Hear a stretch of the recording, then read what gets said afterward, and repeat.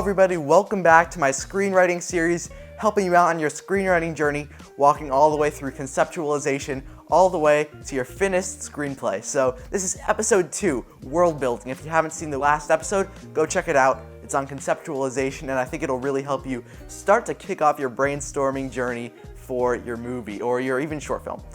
So today we're talking about world building. Let's get into it. So for my purposes, what we're talking about with world building is building up what's in your world. Pretty simple. World building. We're building the world. This is less important if you're making a movie set in New York City, because you're not going to have as much things that you need to create from nothing. In that case, it's more about research. So if you're making a movie in New York City, research New York City. Figure out, or maybe if you live in New York City, you won't have to research it as much, but still research what you're talking about. That's always a good idea. That's sort of like the practical shooting world building, is research. But if you are shooting something that's more set in the real world in a specific place that already exists, then do more research than world building. Still do world building, but also do research, if that makes sense.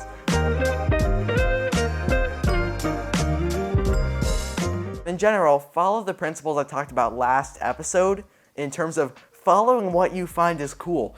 Go through a lot of different ideas, even just a visual location, even just a random place or a person, or how the Everglades look at night. Totally random details that you can just go for. Follow what you find is cool in your mind, and that will usually get you to a really good place, especially for world building. World building is where you can let your creativity run wild. Not as much as brainstorming, because in brainstorming you're just creating the very basic ideas. In world building you're really honing in the world and what the world looks like, but you can really be really creative, especially if you're doing a fantasy film or a sci-fi film.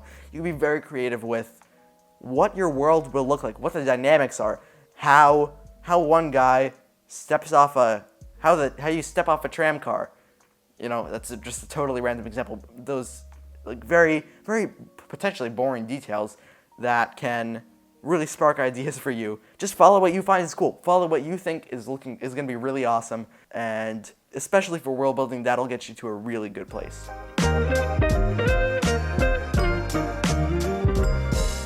Make sure to do world building that you're never going to see. This might sound very like, what? I'm going to make stuff that's not going to be used? Why would I do that? And that's because as a writer, if your ideas change later, it's really great to have a much more expansive world than the stuff that you were going to focus on.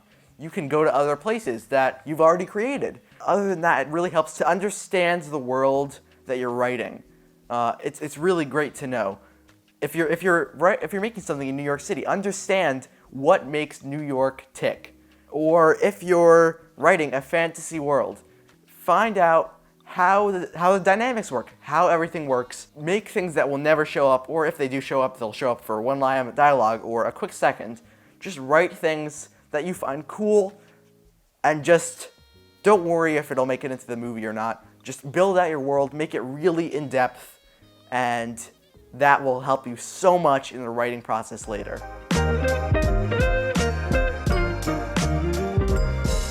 One of the things I picked up on Ataka was using templated documents. That was so helpful for me, because what I did is I made a bunch of documents and just made them into Microsoft Word templates. So I could just type the name of it in, open it up, and it would be a fresh document, which is templated for me to write about a character, or write about a kingdom, or write about a random item or an event. All those sort of things are so great to have. One of the biggest roadblocks I ran into was I felt like I had a lot of answers to give. I felt like I had creativity. I could give the answers to the questions, but I didn't have the questions. That really hurt my creativity, because it was sort of like I don't know what to ask about them to flesh out the world. I didn't want to have to write questions every time. So I made these templated documents, which I'm going to provide to you. Link in the description. I've set up a little area where you can download those documents, those Word templates to help you out, I think, tremendously in your writing process. It can be so fundamentally helpful for world building if you have a pre-made template. So I recommend using those or creating your own. Creating your own is probably even better than using the ones I've used. I've adapted them a bit for your use, but if you feel like it, make your own too. Ask the questions that you think will be most important to the story, using the templated documents to give you the questions so you don't have to continuously ask yourself, what questions do I need to flesh out the world? That's basically the main point with using templated documents to help yourself along the way. So in world building, you're not just building out the world. Often you'll also build out the characters. What I like to do is write bulleted notes for the traits of the characters. So if I have a side character, I'll write out that they're determined or they're loving, or I'll usually write out a pros and cons list, maybe also a gray area list. So they're really good at this, they're really bad at this, they're really mean. And there's maybe some gray area stuff, like they're really inquisitive, and sometimes that's not good, and sometimes that's good. Writing traits down for your characters is really helpful to build out who the characters are.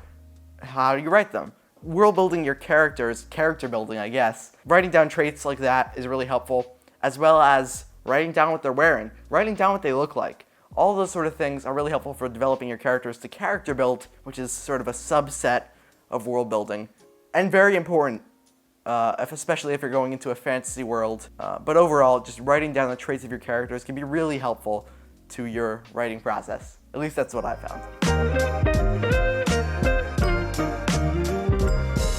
So here's one of the coolest things that I've learned, especially through Ataka, with the templated documents. Now, if you download those, you'll notice there's a history section.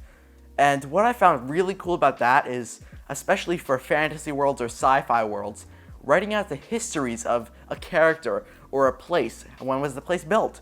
When was the place destroyed, if it was destroyed? When did the character do this, or when did the character do that? Writing out their history sounds like it could be boring, but it's actually really exciting and helps you sort of think of it as not just you're writing it as it's happening. You're not living in a world where the only things that have happened are the things that you're showing. You want texture, you want depth, stuff that's happened before your movie happens. It's just really exciting, and it really helps you add texture and depth to your view of the world that they're living in, how you write it, etc. Write out history. Even if you're in New York City, do research. I'm going to keep referencing New York. This can be any city or any place you're filming. Research the history of it. What happened? What happened in the place you're shooting? What happened? Or I'm assuming for most screenplays you have things that don't actually exist. So if you have a evil group, give the history of them. Flesh it out. That's the point. Flesh out what happened before the story, because that adds a lot more texture and depth to how you write and how viewers will understand the world that the characters live in.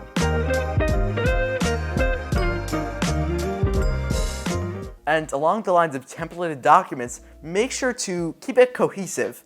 I am criminally known for on my desktop, it's filled with icons. I don't put most of that in folders. I'm kind of messy when it comes to that. But in terms of world building and in terms of just making your film streamlined, make sure to put that all in one folder and then having subfolders. Like, so if I have characters, put all your characters in a folder. Put all your events in a folder. Put all of your places in a folder. Make sure it's streamlined. Make sure it's very well put together. So you're not searching around. So it's more streamlined and just all in one place. It sounds pretty simple, but it does really help. It does really help for you to have everything be cohesive and streamlined when you're looking through them, when you're trying to build up the world, especially later in outlining and writing. It's really helpful to have them all consolidated into one place.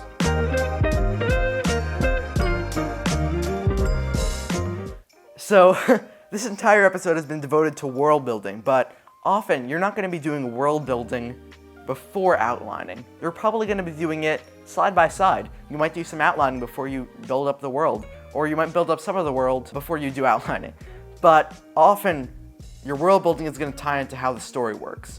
So if your character is going to run and punch a guy, that would be more of an outlining thing, right?